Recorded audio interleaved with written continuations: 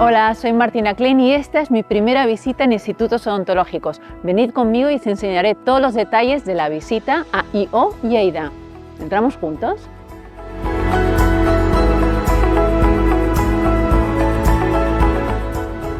Una de las cosas que más me gusta de institutos odontológicos es el trato que brindan. Desde la recepción son cálidos, amables y sonrientes, haciéndome sentir más tranquila y cómoda durante toda mi cita. Sientes que no estás en un dentista cualquiera. Has ido a visitar a tu dentista, al de siempre, al de confianza. Al llegar, me atiende la recepcionista, confirmando mi cita y enseguida me viene a buscar la directora de la clínica en su despacho para una entrevista personal.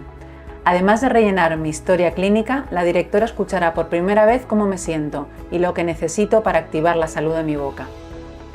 Realmente se toman el tiempo necesario para cada paciente según su tratamiento.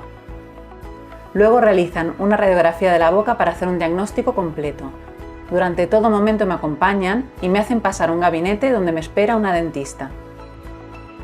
Ella revisa mi situación junto a la directora para que le pueda transmitir mis necesidades, consultas y patologías previas y realiza una primera valoración de mi caso, estableciendo un plan conservador o derivando a un especialista para un tratamiento integral según lo que el cuidado de mi boca necesita. De vuelta al despacho, la directora me explica todo el tratamiento de forma más sencilla y clara posible, por pasos, y me informan de lo que se adapta a mí.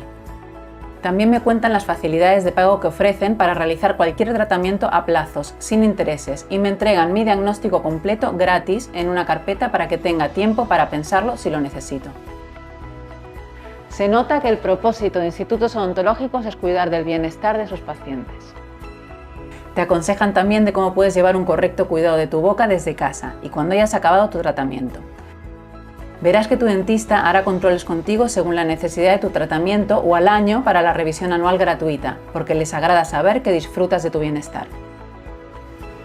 Bueno, yo ya tengo mi próxima cita. Sí da gusto venir al dentista. Institutos odontológicos activa mi bienestar. Y recuerda, cuando estás bien, sonríes.